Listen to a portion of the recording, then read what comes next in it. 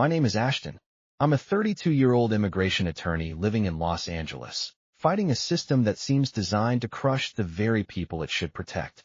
My colleagues call me idealistic, sometimes with admiration, sometimes with pity. After 6 years in this field, I should be jaded, but some fire in me refuses to die out. Maybe it's because my grandparents were immigrants who found their American dream, or maybe it's just my stubborn belief that borders are human constructs that shouldn't determine human worth. Whatever the reason, I spend my days battling paperwork and prejudice, trying to keep families together and dreams alive. That Saturday in June began like many others during that turbulent summer, with protest signs, collective anger, and determined hope. The anti-deportation rally had been planned for weeks, a response to the increasing ICE raids that were terrorizing communities across the city. As an immigration attorney, I'd seen firsthand the devastation these raids caused. Children coming home to empty houses, spouses vanishing on their way to work, people who had built lives here for decades suddenly torn away. The morning was unseasonably hot, the kind of heat that shimmers above asphalt and makes tempers flare. We gathered in MacArthur Park, a symbolic location given its significance to immigrant communities in Los Angeles. Hundreds of people filled the space, holding signs with slogans like, "No human being is illegal," and "Keep families together." The energy was electric, angry but controlled, passionate but peaceful. I moved through the crowd, coordinating with other organizers, making sure our legal observers were in position. We had anticipated police presence, but hoped the demonstration would remain peaceful. For the first 2 hours, it did. Speakers shared stories of family separations, activists led chants, and community leaders outlined demands for policy changes. Then something shifted. I'm still not sure what triggered it. Maybe a confrontation at the edges of the crowd, or perhaps it was planned all along. But suddenly, police in riot gear were advancing, and the crowd began to scatter. The peaceful protest devolved into chaos as officers fired rubber bullets and tear gas canisters. "Disperse immediately," boomed a voice over a megaphone. "This gathering has been declared unlawful." I tried to help direct people to safety, shouting instructions to stay calm and move away from the police line. The acrid sting of tear gas filled the air, making my eyes water and my throat burn. Through the haze, I saw officers aggressively detaining protesters, zip-tying wrists and shoving people into waiting vehicles. That's when I spotted him, a young man running with desperate intensity, 2 officers in close pursuit. Something about his panic seemed different from the generalized fear around us. This wasn't just protest anxiety. This was existential terror. The officers were shouting about detainment, and I recognized the words, "I see," and "custody" through the noise. Without thinking through the consequences, I moved toward them, cutting across the park. The man turned down a narrow path between trees, his pursuers momentarily out of sight. I reached the spot just as he passed and grabbed his arm, pulling him behind a maintenance shed. "Follow me," I hissed, not giving him time to respond. His eyes widened with fear and confusion, but something, perhaps desperation, perhaps instinct, made him trust me. I led him through a service gate I knew about from previous community events in the park, then down a back alley that connected to a commercial street lined with small businesses. We ran for several blocks, taking random turns, putting distance between ourselves and the chaos at the park. The young man kept pace beside me, his breathing ragged but controlled. When I finally felt safe enough to slow down, we ducked into the recessed doorway of a closed storefront. "Thank you," he gasped, bending forward with his hands on his knees, trying to catch his breath. "Why did you help me?" I was breathing hard too, adrenaline coursing through my system. Those weren't regular police, were they? They were immigration. He straightened, wariness replacing gratitude in his expression. "How do you know? Are you?" "I'm an immigration attorney," I explained quickly. "I recognize their tactics. Don't worry, I'm on your side." Relief softened his features. I took a moment to really look at him now that we weren't running. He was younger than me, mid-20s, perhaps, with warm brown skin and thick black hair that fell across his forehead in sweaty disarray. His dark eyes held a mixture of fear and defiance that struck me as profoundly familiar, though we'd never met before. I'd seen that same look in countless clients' eyes, people living in the shadows, determined to survive despite a system designed to expel them. "I'm Ashton," I said, offering my hand. He hesitated before taking it. Mateo. His accent was subtle but present, the way he softened the T suggesting Central American origins. Mateo, I repeated. We should keep moving. They'll be looking, and this area isn't safe. Where can we go? The question held layers, not just about immediate safety, but about the larger uncertainty of his existence. I made a quick decision. My apartment is about 20 minutes from here. We can regroup there, figure out next steps. Doubt clouded his face. Why would you risk that for a stranger? It was a fair question. I was potentially putting myself in legal jeopardy by harboring someone who I strongly suspected was undocumented. But something about Mateo, the dignity in his posture despite his fear, the intelligence in his eyes, made the decision seem necessary rather than risky. Because the system is wrong, I said simply. And sometimes doing the right thing means breaking unjust rules. A ghost of a smile touched his lips. You sound like an idealist. So I've been told, I replied. Come on, we should move. Stay close, but not too close. If we get separated, head west on Wilshire. We navigated through side streets and busy commercial areas, trying to blend with weekend shoppers and tourists. I kept checking over my shoulder, hyper-aware of police presence. But the farther we got from the park, the more the city seemed to return to normal. People eating at outdoor cafes, browsing shop windows, oblivious to the chaos we'd just escaped. My apartment was in a converted industrial building in the Arts District, a gentrified area that had once housed factories and warehouses. The brick structure had been renovated into lofts a decade ago, complete with high ceilings, exposed pipes, and large windows, the kind of place that screamed urban professional with disposable income. I'd chosen it for its proximity to the immigration court and the community organizations I worked with, but in that moment, I saw it through Mateo's eyes, a symbol of privilege and security he couldn't access. Once inside, I locked the door and activated the security system. Mateo stood awkwardly in the center of the open-plan living area, looking out of place among my carefully curated furniture and art pieces. Bathrooms through there if you want to clean up, I said, gesturing to a door. I'll find you some clean clothes. He nodded gratefully and disappeared into the bathroom. I heard the water running as I searched through my drawers for something that might fit him. He was slighter than me, with a leaner build, but a t-shirt and sweatpants with a drawstring would work. When he emerged, face freshly washed and the worst of the tear gas residue rinsed away, I handed him the clothes and pointed to a small guest bathroom where he could change. While he did, I went to the kitchen and filled 2 glasses with water, adding ice and lemon, a small gesture of normalcy in an extremely abnormal situation. Mateo returned wearing my clothes, which hung loosely on his frame.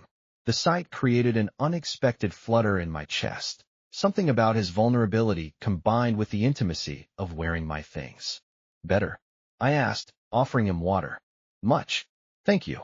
He accepted the glass and drank deeply. When he lowered it, I noticed a small cut on his cheekbone that I hadn't seen before. You're hurt, I said, stepping closer. Let me get something for that. He touched his face, seeming surprised to find blood on his fingertips. It's nothing. From running through the bushes, I think. I retrieved my first aid kit anyway, gesturing for him to sit on one of the bar stools at my kitchen counter.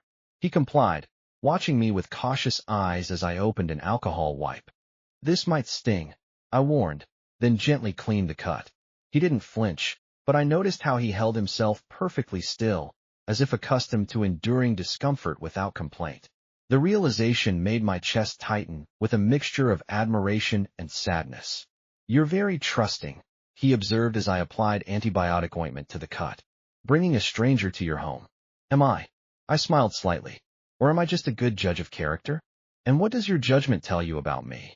There was a challenge in his voice, though his expression remained neutral. I considered him for a moment, my hand still hovering near his face. That you're brave. That you've survived things I can only imagine. That you're smart enough to be cautious but desperate enough to take a chance on me. Something shifted in his eyes, surprise, perhaps, at being seen so clearly. And what do you want from me in return? The question held an edge. He'd likely encountered people who'd offered help with hidden agendas, whose kindness came with expectations. Nothing, I said firmly, stepping back to give him space. When you're ready, I can help you find legal options. That's my job. But there are no conditions here. This is a safe place, period. The tension in his shoulders eased slightly. I'm sorry. It's hard to believe in unconditional help. I understand. And I did. The system taught vulnerable people that everything had a price, that safety was never guaranteed. Are you hungry? I can order food. He nodded, a small smile finally breaking through his reserve. Starving, actually. We decided on Thai food from a place nearby that delivered. As we waited, I offered him another glass of water and settled onto the couch, indicating he should join me. He sat at the opposite end, maintaining a careful distance. So, I began, trying to keep my tone casual. Do you want to tell me your story? It might help me figure out how I can assist you legally. Mateo studied me for a long moment, as if assessing whether I could be trusted with his truth. Finally, he took a deep breath. I'm from Guatemala, he said, a small village in the highlands. I was a teacher there, elementary school. Pride flickered across his face at this. But the gangs, they started demanding money from everyone, including teachers. When I refused, they threatened my students. His voice tightened. One day, they came to the school. I managed to get the children out, but they... He stopped, the memory clearly painful. You don't have to continue, I said gently. No, it's okay. You should know who you're helping. He squared his shoulders. They beat me badly, left me for dead. When I recovered, I knew I had to leave. If I stayed, they would kill me and possibly hurt my students to make an example. The journey north was harrowing. Multiple attempts to cross Mexico, exploitation by smugglers, days without food or water. He'd reached the U.S. border and applied for asylum, but was detained for months before being released with an ankle monitor while his case was processed. 3 weeks ago, my asylum claim was denied, he explained, his voice flat with resignation. The judge said my fear was legitimate, but not based on a protected category. As if being targeted for standing up to criminals isn't reason enough to need protection. It should be. I agreed, anger heating my words. The asylum system is broken. My hearing for the removal order is next month, he continued. I was supposed to check in with ICE on Monday, but after seeing what happened to my friend, they detained him at his check-in. No warning. I was afraid to go. I think that's why they were looking for me specifically at the protest. The food arrived, temporarily pausing our conversation.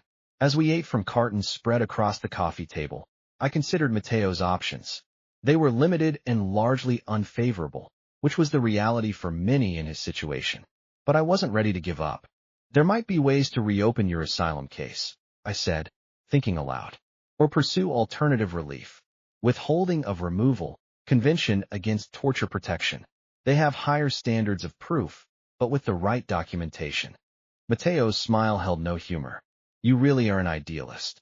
I prefer persistent, I corrected, returning his smile with more warmth. Look, I won't lie to you. It's an uphill battle, but I've seen cases turn around with the right approach. Will you let me try to help you? Officially, I mean as your attorney? His expression softened with something like hope. I can't pay you. Everything I had went to the last lawyer, and he barely looked at my case. Pro bono, I said firmly. And I promise I'll do more than just look at your case.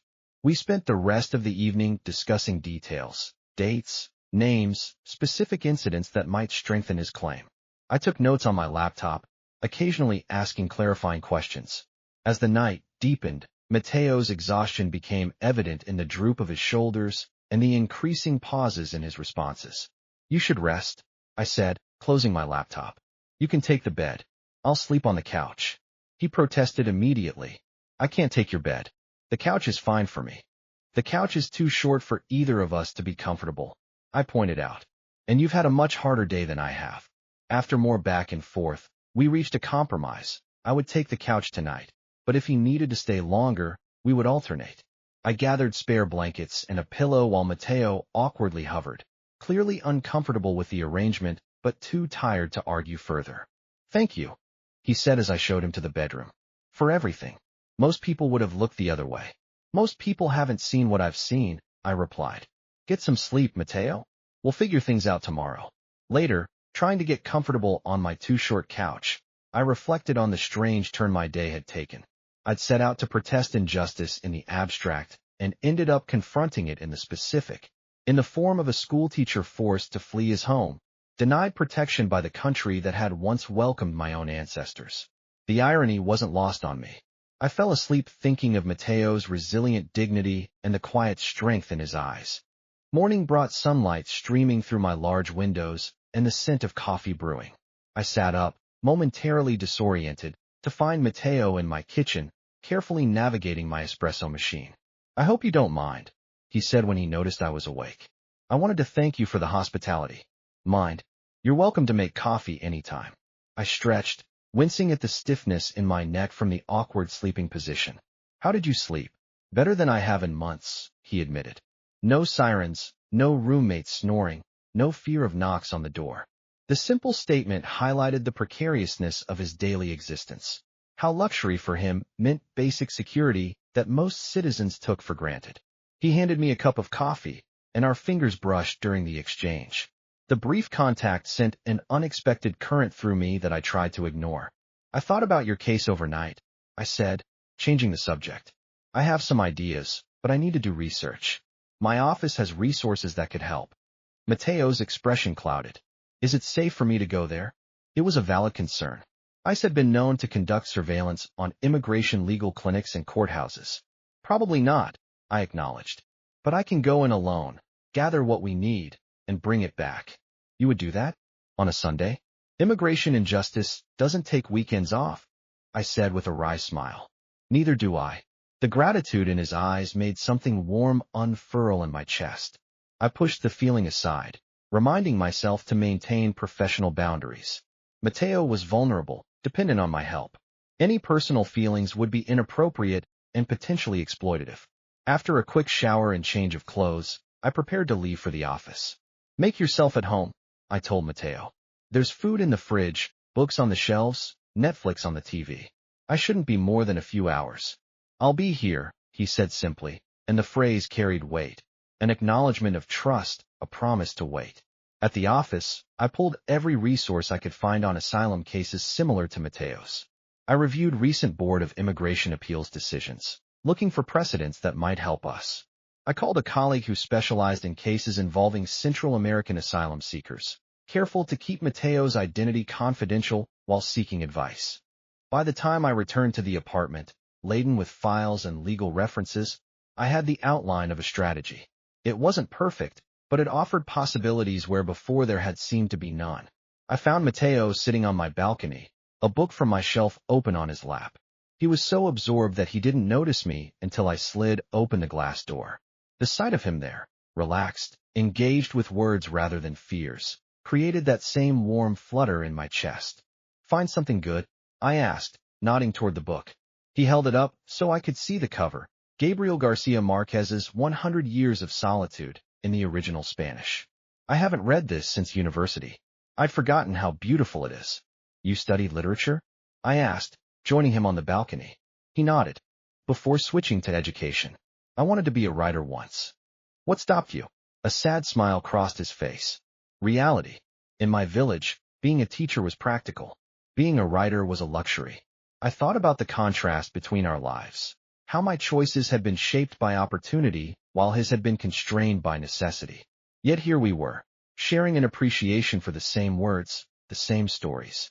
Maybe someday," I suggested, "after we fix your immigration status." "Always the optimist," he said, but there was affection rather than criticism in his tone. I spread the materials I'd brought on the small table between us.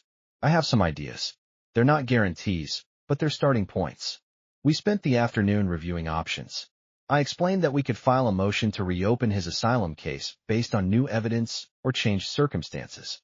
We could also pursue other forms of relief simultaneously, protection under the Convention Against Torture, which had different criteria than traditional asylum, or temporary protected status if it became available for Guatemalans. "The most immediate concern is your missed check-in," I explained. "We need to address that before they issue a formal removal order." Fear flickered in his eyes. "If I go to IC now, they'll detain me." "Not necessarily," I said, though I couldn't promise otherwise. "If we contact them proactively, with a legitimate explanation and evidence that you're pursuing legal remedies with representation, they might agree to reschedule." Mateo looked unconvinced. "And if they don't, then we prepare for that possibility too," I admitted. "But hiding indefinitely isn't sustainable." He nodded, acknowledging the truth in my words. What do you need from me? Documentation, I said. Everything you can remember about the threats, the attack. Names of witnesses who could provide statements. Medical records from your injuries.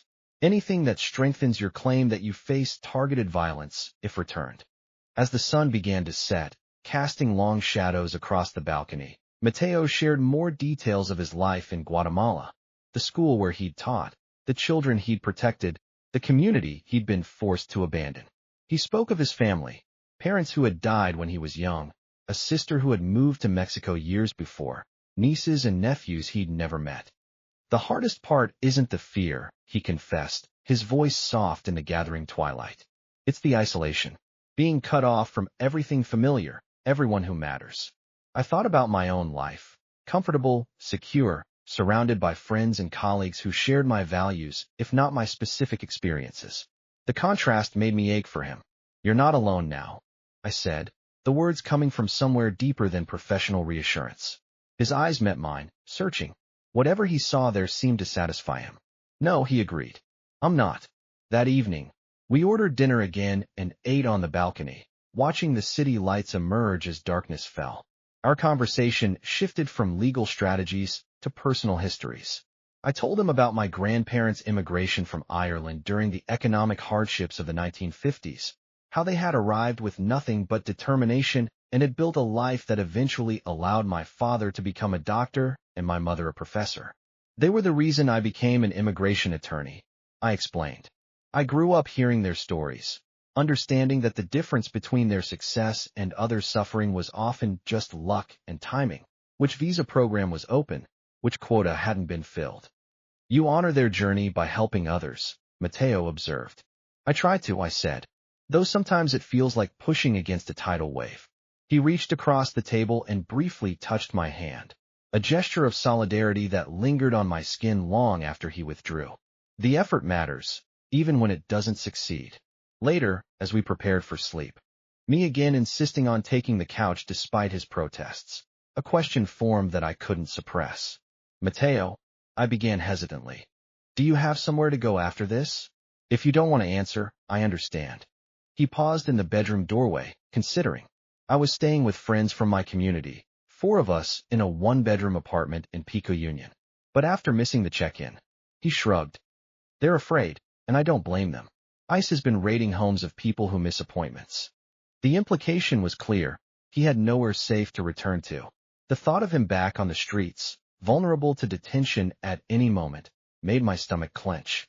Stay here, I said impulsively, until we sort out your case. It's safer, and it will be easier to work together. Surprise registered on his face. Ashton, I can't impose like that. You've already done too much. It's not an imposition, I insisted. It's practical, and this place is too big for just me anyway. He studied me for a long moment, as if trying to discern my true motives. Are you sure?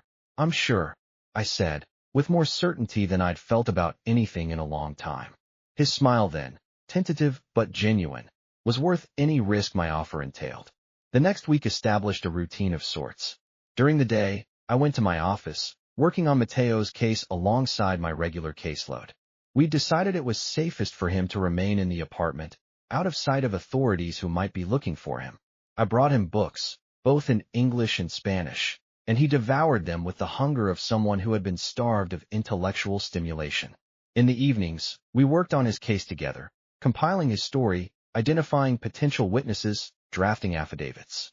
I taught him about asylum law, and he helped me understand the complex political and social dynamics of his region that had led to his persecution.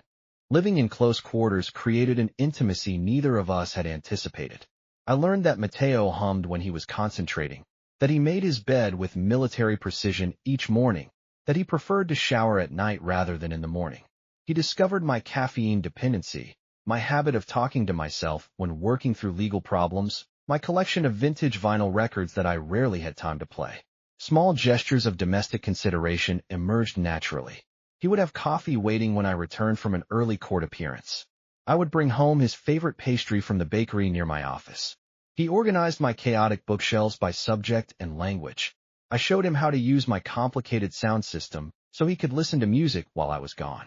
We were careful to maintain appropriate boundaries, taking turns with the bedroom as promised, keeping conversation focused primarily on his case, respecting each other's privacy. But something was shifting between us, subtle but undeniable.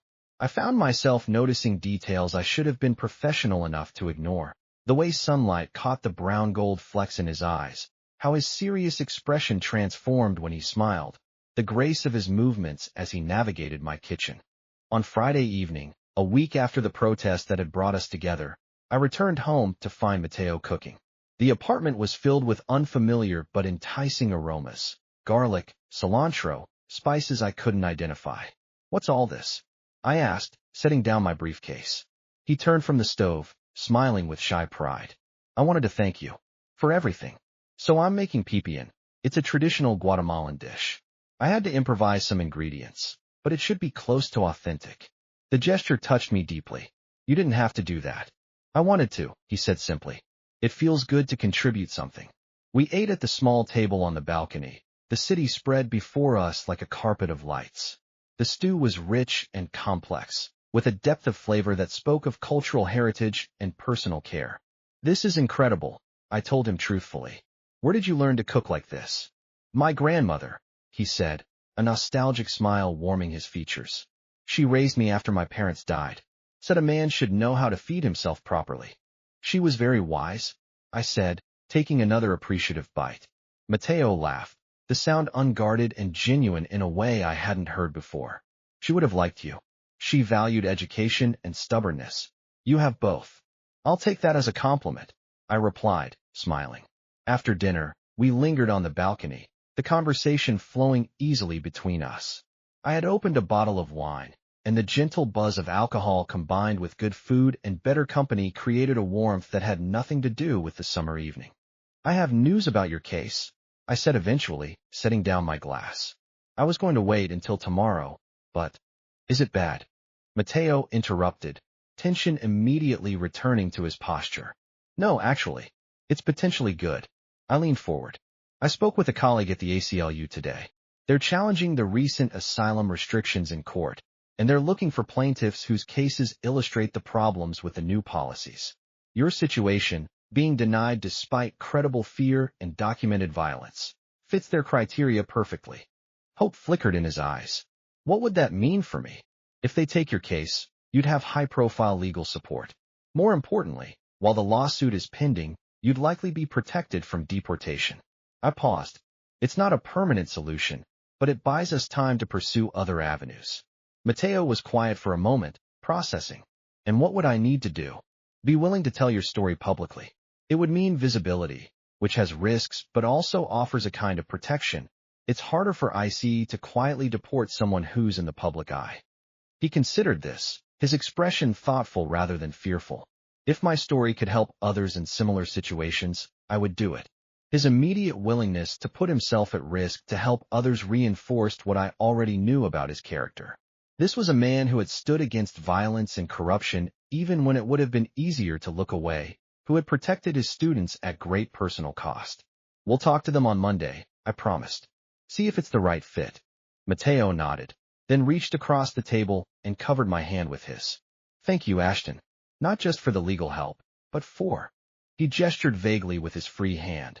"For seeing me as a person, not a case number." The warmth of his touch, combined with the sincerity in his voice, created a moment of connection that transcended our attorney-client relationship. I turned my hand beneath his so our palms met, fingers interlacing naturally. "You're impossible to see any other way," I said softly. We stayed like that for a heartbeat too long to be casual, our joined hands a bridge across the table, across circumstances, across the different paths that had led us to this shared moment. When Mateo finally withdrew his hand, I felt the absence like a physical loss. The wine and the emotional weight of the conversation must have affected me more than I realized, because I found myself saying, "You know, we don't have to keep alternating with the bedroom. It's a king-size bed. We could share it." Platonically, I added quickly, "just for practicality." As soon as the words left my mouth, I regretted them. It was an inappropriate suggestion that could easily be misinterpreted as pressure or expectation. But Mateo didn't seem offended. He studied me with those perceptive eyes, a small smile playing at the corners of his mouth. "Are you sure that's what you want?" Platonic practicality. The question hung between us, laden with meaning. I could have backtracked, laughed it off, maintained the professional distance I knew I should preserve. Instead, I met his gaze directly. No, I admitted. But it's what I should want. His smile deepened, reaching his eyes. Should is a heavy word, Ashton. It carries other people's expectations, not our own truths. The philosophical observation surprised me, though it shouldn't have.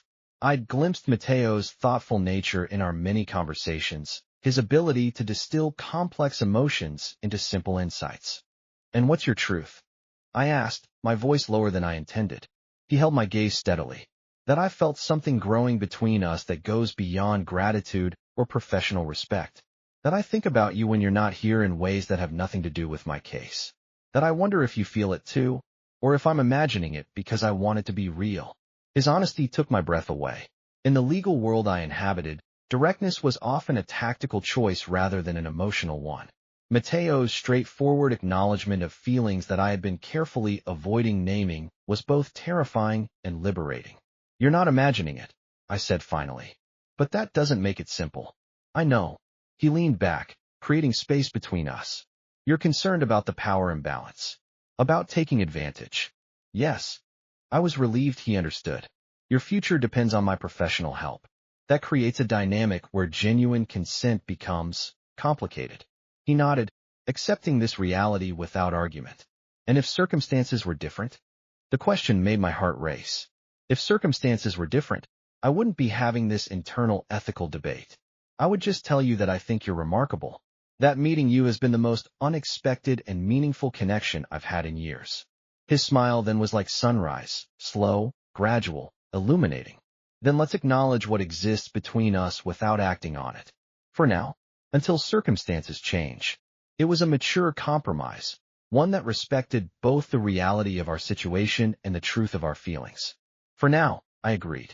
We cleared the dinner dishes together, moving around the kitchen in a dance of domestic harmony that felt both ordinary and precious.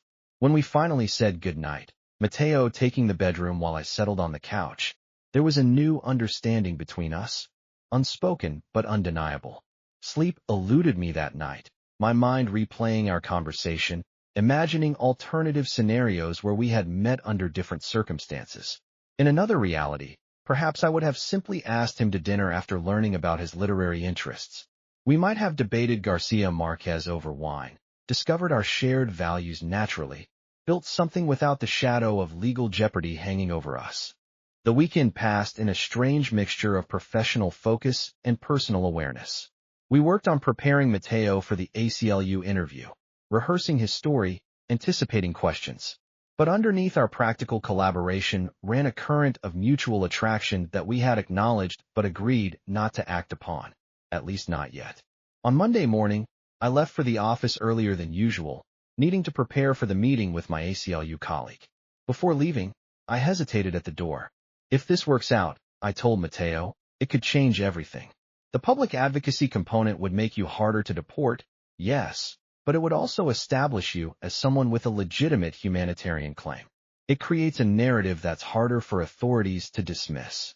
Hope and apprehension mingled in his expression. And if it doesn't work out? Then we continue with our original strategy. I won't give up, Mateo. His smile was small but genuine. I believe you. The meeting went better than I had dared hope. My colleague, Sophia, was immediately interested in Mateo's case, seeing in it the perfect illustration of how current policies failed to protect those with legitimate claims of persecution. If he's willing to be a public face, she said, reviewing the file I'd prepared, this could be exactly what we need for the impact litigation we're planning. He is, I confirmed. But he needs assurances that coming forward won't result in immediate detention. Sophia nodded. We can request a stay of removal while the case is pending. It's not guaranteed, but with the publicity we generate, ICE would face significant backlash if they moved against him. We spent the next hour outlining strategy, discussing timelines, and preparing the necessary paperwork. By the time I left her office, a plan was in motion that could potentially change Mateo's future. I couldn't wait to share the news. Instead of calling, I decided to return home early, wanting to see his face when I told him. The anticipation made me feel almost lightheaded as I climbed the stairs to my apartment, fumbling with my keys in my haste. When I opened the door, the apartment was quiet. "Mateo," I called, setting down my briefcase. No answer. A note lay on the kitchen counter, my name written on the folded paper in neat handwriting. A cold dread settled in my stomach as I picked it up. "Ashton," it read, "I'm sorry to leave without saying goodbye properly. While you were out, I saw on the news that ICE conducted raids in Pico Union this morning. My friends, the ones I was staying with, were taken. I need to make sure they're okay, that they have legal representation. I know this puts your plans for my case at risk, but I can't hide safely while they suffer. Thank you for everything you've done. You've shown me that kindness still exists in this system. I won't forget that, or you. Mateo." My heart sank as I read the words. The raids had indeed been on the morning news. A coordinated operation targeting undocumented individuals with outstanding removal orders. Exactly the category Mateo fell into after missing his check-in. I immediately tried calling the detention centers, but as expected, they wouldn't confirm or deny specific detainees without case numbers. I contacted colleagues who worked with detainees, asking them to watch for Mateo's name. I even drove to the neighborhood where he said his friends had lived, but found only frightened residents unwilling to speak to a stranger. By evening, I had to face the possibility that Mateo had been caught in the raids. The thought of him in detention, possibly fast-tracked for deportation before our ACLU strategy could be implemented, filled me with despair and self-recrimination. I should have taken him to the meeting with me. I should have moved faster with his case. I was about to call Sophia with the bad news when my phone rang, an unknown number. "Ashton Clark." I answered, professional habit overriding my emotional turmoil. "Ashton." Mateo's voice was strained but unmistakable. "I'm sorry to call like this." Relief flooded through me so intensely I had to sit down. "Mateo, where are you? Are you safe?" "For now," he said. "I'm at St. Francis Church on Union Avenue. They have sanctuary status. I came to check on my friends and nearly got caught in the raid. The priest here let me in." Churches declaring themselves sanctuaries was a revived tradition with roots in the 1980s Central American refugee crisis. While ICE technically could enter religious buildings, many chose not to for fear of public backlash. "Stay there," I said firmly. "I'm coming to get you." "It's not safe," he protested. "They might be watching. Let me worry about that. The ACLU is ready to take your case. We need to move quickly before your absence is officially noted in the system." After getting the exact location from him, I hung up and immediately called Sophia. I explained the situation, emphasizing the urgency. To her credit, she didn't waste time on recriminations about Mateo's unplanned excursion. "This actually strengthens our narrative," she said after a moment's thought. "He risked his own safety out of concern for others. It demonstrates exactly the kind of moral character that asylum is supposed to protect." We quickly formulated a plan. Sophia would meet us at my office with a photographer and a journalist from a sympathetic news outlet. We would announce Mateo as the lead plaintiff in the ACLU's challenge to the asylum restrictions, complete with press coverage that would make it politically costly for ICE to detain him. But first, I had to get him safely from the church to my office. I drove carefully, obeying all traffic laws, hyper-aware of potential surveillance. St. Francis was a small stone building in a predominantly Latino neighborhood, its modest architecture belying its historical significance in the immigrant rights movement. The priest, Father Miguel, met me at a side entrance, his expression grave. "He's in my office," he said after I identified myself. He was very lucky. ICE was just down the block when he arrived. Mateo looked up as I entered, exhausted, tense, but physically unharmed. When he saw me, relief transformed his features. "I'm sorry," he began, but I cut him off, pulling him into a tight embrace before I could think better of it. "Don't apologize for being a good person," I said against his shoulder. "But please don't scare me like that again." His arms encircled me tentatively at first, then with matching intensity. We held each other longer than necessary, the contact conveying what words couldn't: fear, relief, connection. When we finally separated, Father Miguel was tactfully examining a bookshelf across the room. "We should go," I said softly. "I have a plan, but we need to move quickly." I explained the ACLU strategy as we drove. Mateo sunk low in the passenger seat. "It's a gamble," I admitted. "Going public creates visibility that can protect you, but it also makes you a target. You need to be certain this is what you want. He was quiet for a moment, considering. If my story can help others, and possibly help me stay legally, it's worth the risk. At the office, Sophia was waiting with a photographer and a reporter from The Guardian. They conducted a brief interview, took photos of Matteo with his legal team, and crafted a press release announcing the legal challenge. By midnight, the first articles were appearing online. Guatemalan teacher faces deportation despite credible fear. ACLU challenges new asylum restrictions. It was after 2 a.m. when we finally returned to my apartment, both of us drained but cautiously optimistic. The immediate media coverage had created a protective bubble around Matteo, not foolproof, but significant. I would think twice before moving against someone whose case was now in the public eye. You should sleep, I told him, noticing how exhaustion had etched lines around his eyes. Tomorrow will be busy. He nodded, but made no move toward the bedroom. Instead, he turned to face me fully. Today made me realize something, he said, his voice low but steady. Life is uncertain. For people like me, even more so. Waiting for perfect circumstances means possibly waiting forever. My heart rate accelerated at his words, at the intent in his eyes. Matteo, let me finish, he said gently. I understand the ethical concerns you have. I respect them, but I am not a victim in need of protection from my own feelings. I am a grown man who has made difficult choices, survived impossible circumstances, and knows exactly what he wants. He stepped closer, close enough that I could feel the warmth radiating from him. And what I want, if you still want it too, is to stop pretending that what's between us is something we can or should ignore. The conviction in his voice, the clarity in his eyes, dismantled my remaining reservations. He was right. Treating him as someone incapable of making informed decisions about his own heart was its own kind of paternalism, however well-intentioned. I want it too, I admitted, my voice barely above a whisper. This time when we kissed, there was no hesitation, no holding back. His lips were warm and certain against mine, his hands coming up to frame my face with a tenderness that contrasted with the urgency of the kiss. I pulled him closer, one hand at the small of his back, the other tangled in his hair. We moved together toward the bedroom, shedding layers of professional distance along with our clothes. Each touch, each shared breath, felt like both revelation and recognition, something new yet somehow familiar, as if we had been moving toward this moment since that chaotic day in the park. Afterward, lying together in the dim light of early morning, Matteo traced patterns on my skin with gentle fingers. No regrets, he asked, his voice soft with vulnerability. I turned to face him, taking in the sight of him, dark hair tousled, eyes heavy-lidded with satisfaction and approaching sleep. None, I assured him, pressing a kiss to his forehead. Except perhaps that we waited this long. He smiled, nestling closer. Some things are worth waiting for.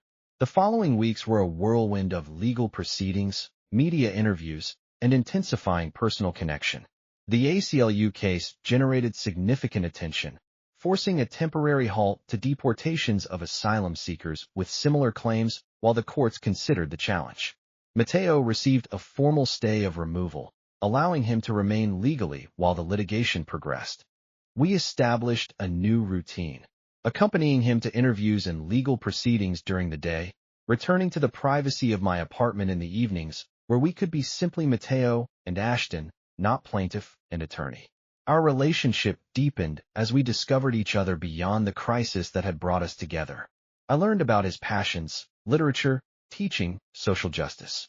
He discovered my hidden talents, decent cooking, terrible singing, surprising competitive streak at board games. 3 months after the protest that had changed both our lives, a breakthrough came from an unexpected direction. A congressional representative, moved by Matteo's story after seeing him interviewed on a national news program, introduced private legislation, a rarely used but powerful tool whereby Congress can grant legal status to specific individuals whose cases merit special consideration. Private bills rarely pass, but this one, championed by progressive representatives and bolstered by the media narrative of a teacher who had protected children from gang violence only to be denied protection himself, gained unusual bipartisan support. After months of advocacy, committee hearings, and public pressure, the bill passed. On a crisp October morning, Matteo received his green card, legal permanent residence that would eventually lead to citizenship. We celebrated with champagne on the balcony where we had first acknowledged our feelings for each other, the city lights below us a reminder of how far we had come. What now? I asked him, our fingers intertwined as we looked out at the skyline. You can do anything you want. Teach again, right? Go back to school. He was quiet for a moment, contemplative. First, I want to help the friends who were detained when I almost was. They deserve the same chance I got. His immediate thought for others, even in his moment of triumph, was so characteristic that it made my chest ache with affection. And after that, I prompted. He turned to me, his expression open and unguarded. After that, I want to build a life here. With you, if that's what you want to. It is, I said without hesitation. It's exactly what I want. 6 months later, Mateo was teaching again, working with refugee children at a community center, helping them navigate both a new language and the trauma many had experienced. I continued my immigration practice, but with a renewed sense of purpose and the occasional high-profile case alongside the ACLU. We moved to a slightly larger apartment, one we chose together, where both our books could coexist on the shelves, and where Mateo had space for a small desk to work on the memoir he had begun writing about his journey. Our life together wasn't perfect. We had the normal disagreements and adjustments of any relationship, complicated occasionally by the lingering trauma of Mateo's experiences and the ongoing stress of my work. But each night, returning home to each other, we recognized the extraordinary fortune that had brought us together, a random protest, a moment of human connection amid chaos, a decision to help that had transformed both our lives in ways neither of us could have imagined. Do you ever think about how unlikely all of this was? Mateo asked one evening as we sat on our new balcony, the same city lights spread before us, but viewed from a slightly different angle. If you hadn't been at that exact spot in the park, if you hadn't noticed me running. I try not to think about it, I admitted. The alternative timeline is too painful to contemplate. He squeezed my hand. In my culture, there's a belief that souls who are meant to find each other will do so, regardless of obstacles. Maybe it wasn't chance at all. Maybe not. I agreed, looking at our intertwined fingers, his with the calluses of a teacher and writer, mine with the paper cuts of an attorney, both now working toward the same purpose. Or maybe it was chance, but what matters is what we chose to do with it. Mateo smiled, leaning over to kiss me softly. Either way, I'm grateful. For sanctuary in all its forms. As night deepened around us, I reflected on the journey that had brought us here, from a chaotic protest to a shared life, from legal jeopardy to lasting love. In a system designed to separate and exclude, we had found connection and belonging. It wasn't just Mateo who had found sanctuary. In many ways, I had found it too. In the certainty of purpose, in the knowledge that one person's actions could indeed make a difference. In the daily miracle of waking up next to someone whose courage and compassion continually inspired me to be better. Outside our window, Los Angeles continued its restless motion, a city of dreams and disappointments, of borders crossed and barriers erected, of lives intersecting in ways both planned and unexpected. But within our home, we had created something the world's harsher realities couldn't diminish, a sanctuary built not of walls, but of mutual respect and shared values, of challenges faced together and victories jointly celebrated. It wasn't the future either of us had envisioned that June day when chaos brought us together. It was, by any measure, infinitely better.